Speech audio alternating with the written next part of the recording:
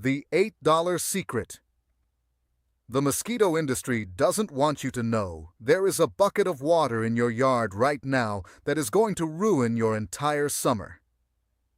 You don't know where it is. Maybe it's under a flower pot. Maybe it's a fold in a tarp you forgot about. Maybe it's sitting in your gutter, 3 inches deep, right now while you read this. And inside that water, something is happening.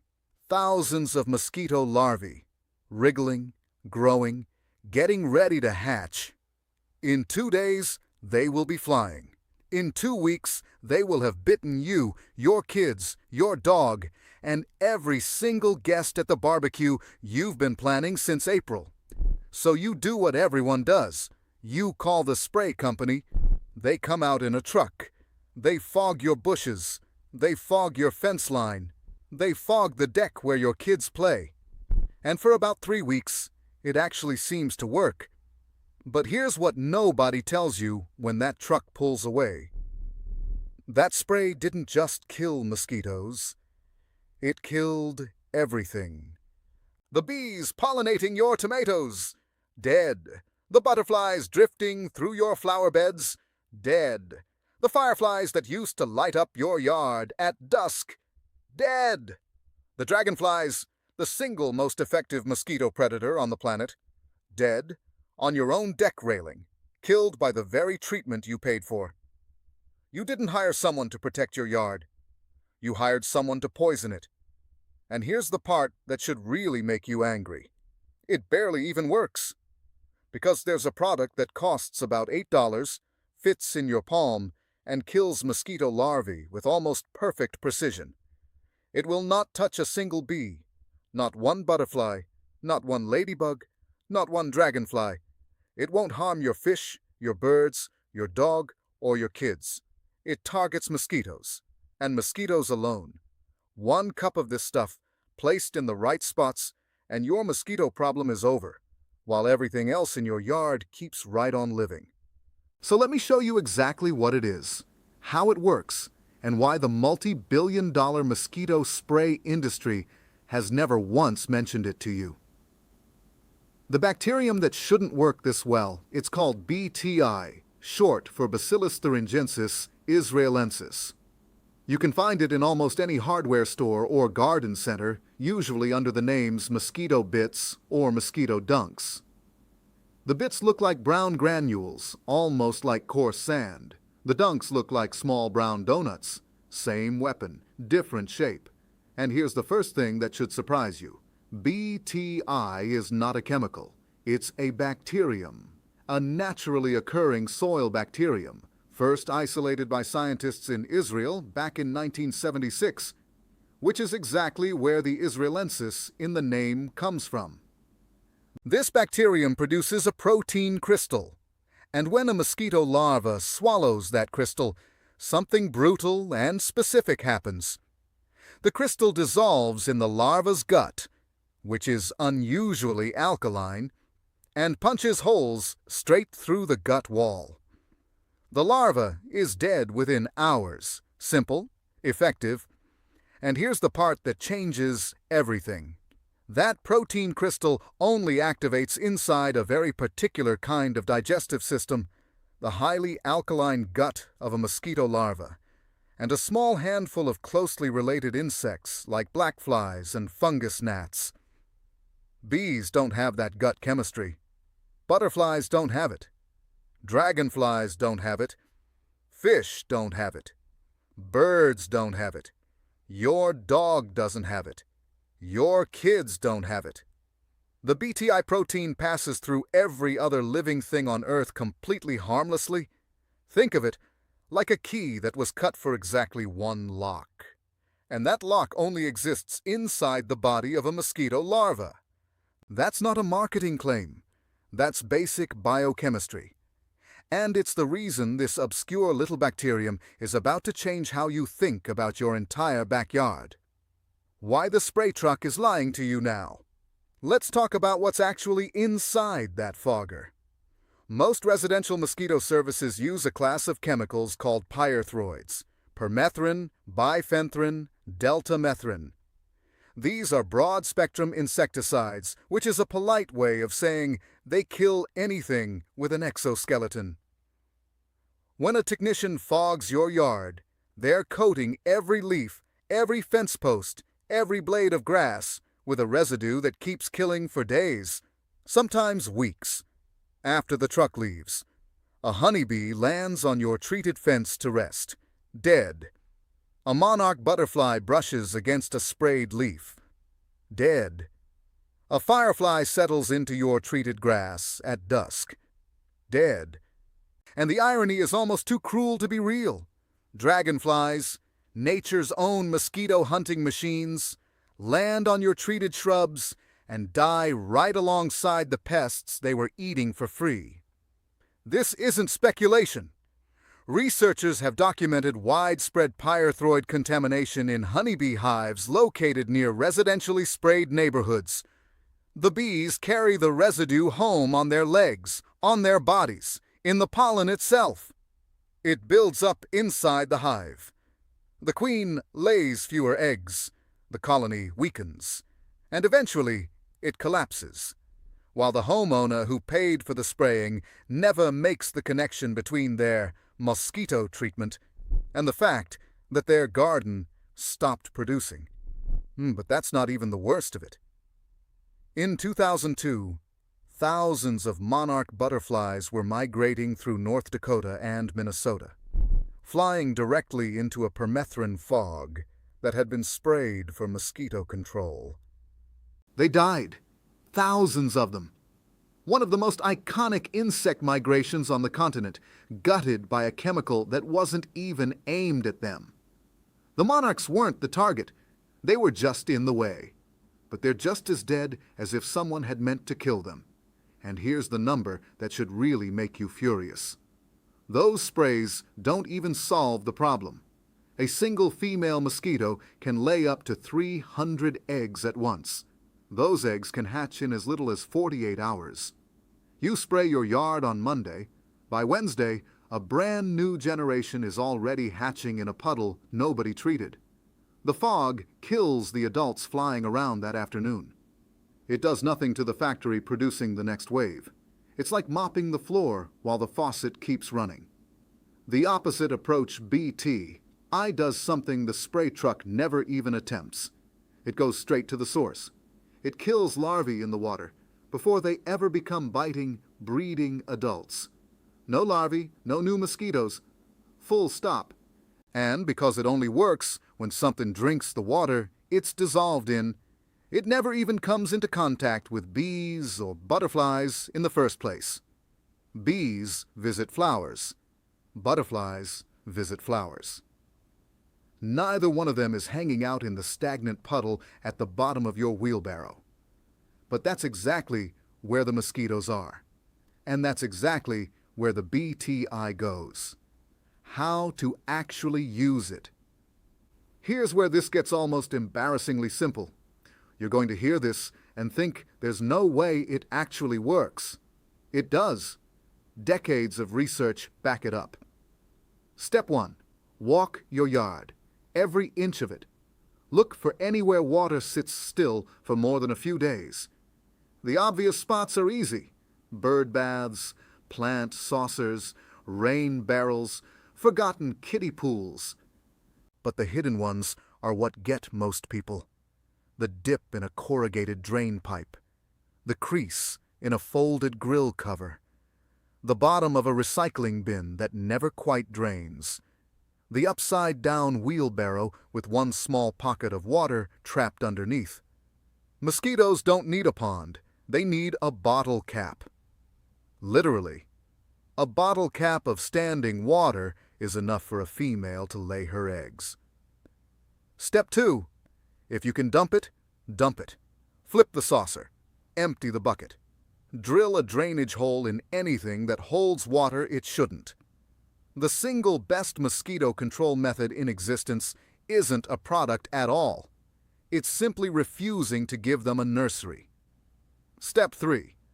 For the water you can't or don't want to dump, the bird bath, the rain barrel, the decorative fountain that isn't running, This is where BTI comes in.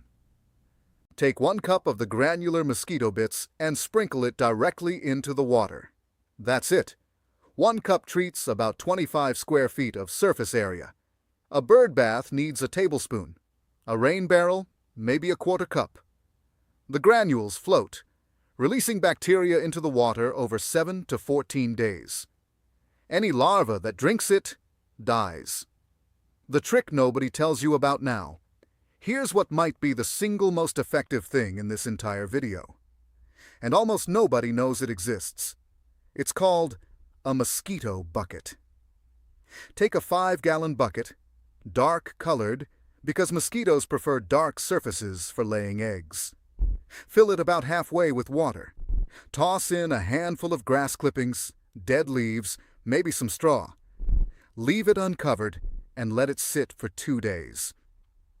During those 2 days, the decomposing plant matter releases carbon dioxide and creates a scent that is completely irresistible to pregnant female mosquitoes hunting for a place to lay their eggs.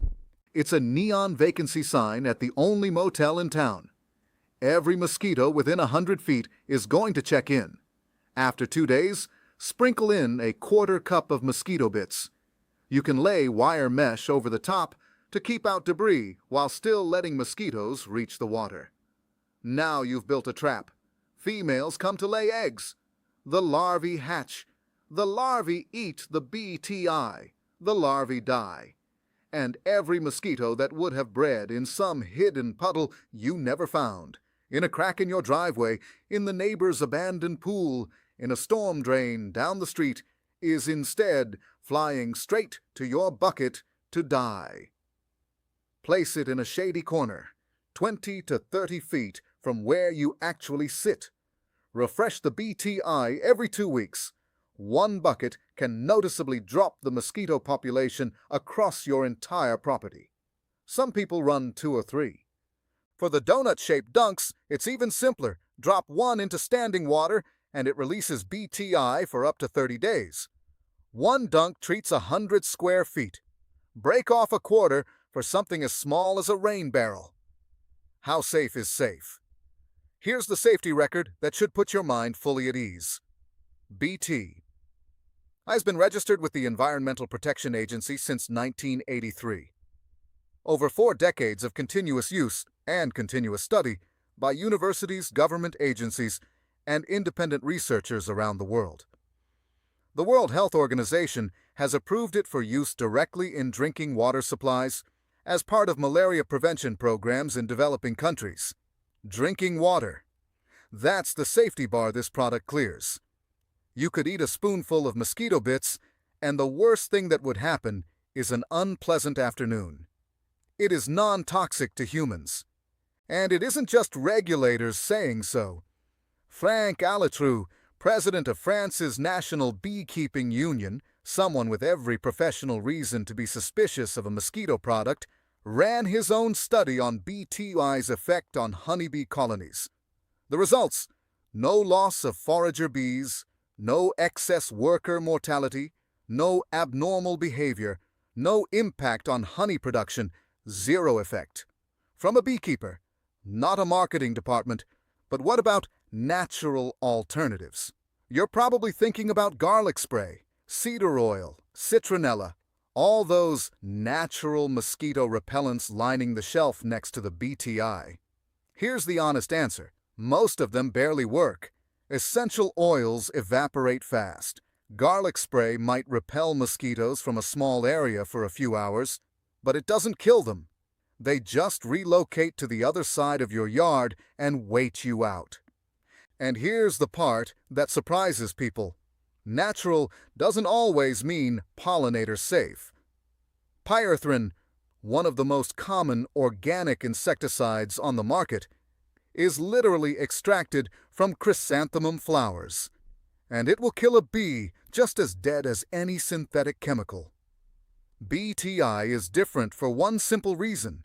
It doesn't repel. It doesn't poison the air. It doesn't coat a single surface. It sits quietly in the water and waits. When a mosquito larva eats it, that larva dies. When anything else eats it, nothing happens at all. That level of precision is almost unheard of in pest control, and it costs $8 for a container that lasts an entire summer. The math that should make you furious. Let's put that in perspective. A professional mosquito spraying service runs $75 to $200 per visit, with most companies recommending treatments every 3 to 4 weeks from April through October. That's $500 to $1,400 a season, and every single treatment is quietly killing pollinators in your own yard. A 30-ounce container of mosquito bits costs about $8 and treats a full residential property for the entire summer. You apply it yourself in about 15 minutes. The only thing that dies is mosquito larvae. $8 versus $1,400. 15 minutes versus waiting around for a 2-hour service window so a stranger can spray poison across your kid's swing set. This isn't a close comparison. And here's a number that should really bother you. The residential mosquito control industry in the United States generates over $1 billion a year. $1 billion spent annually on a service that kills pollinators, offers only temporary relief, and never actually addresses the source of the problem.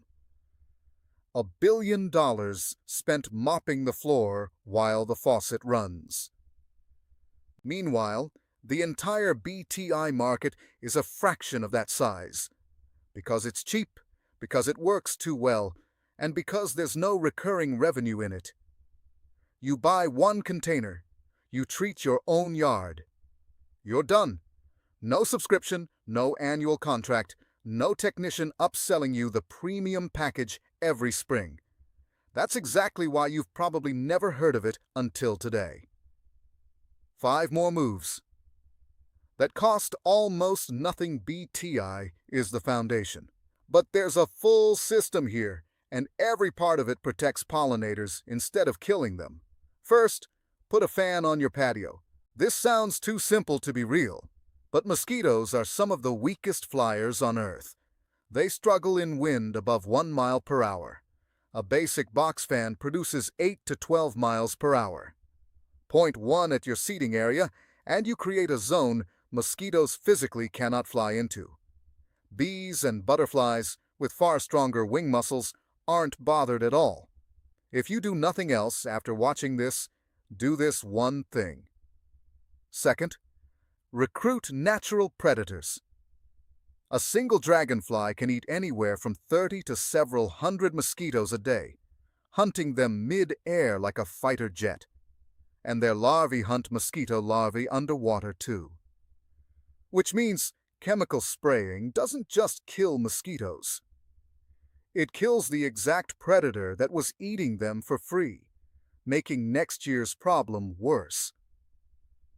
Bats are even more dramatic. A single little brown bat can eat over 1,000 mosquitoes in one night.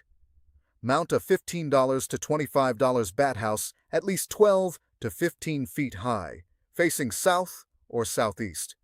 You don't have to stock it. Bats will find it on their own, and then patrol your yard from dusk to dawn. Third, plant with intention. Lavender, rosemary, and marigolds all repel mosquitoes while pulling in pollinators at the same time.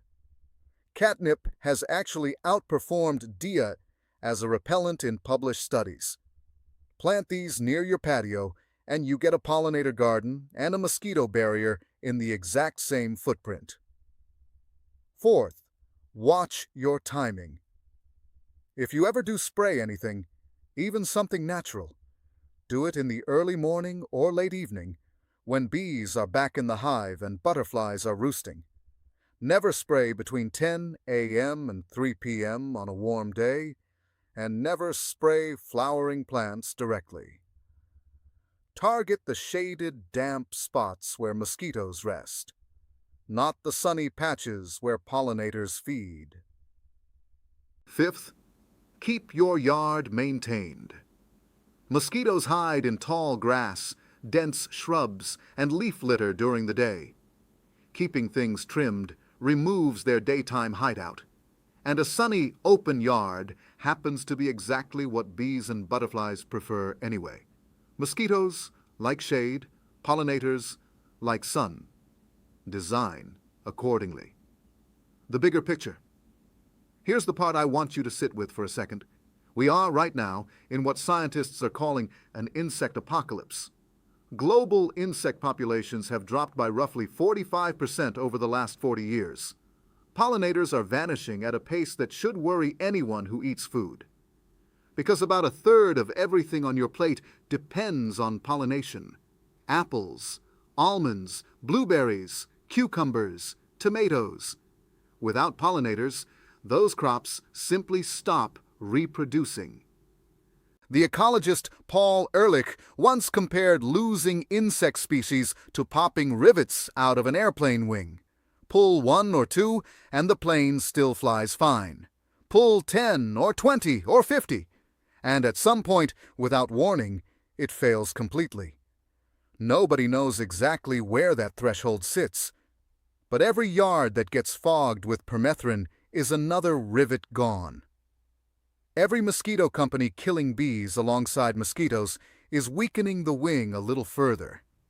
Not out of malice, just out of habit. Because nobody ever told the homeowner there was another option. You do not have to choose between a mosquito-free yard and a pollinator-friendly one.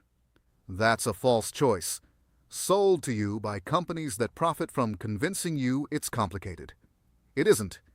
BT lets you have both.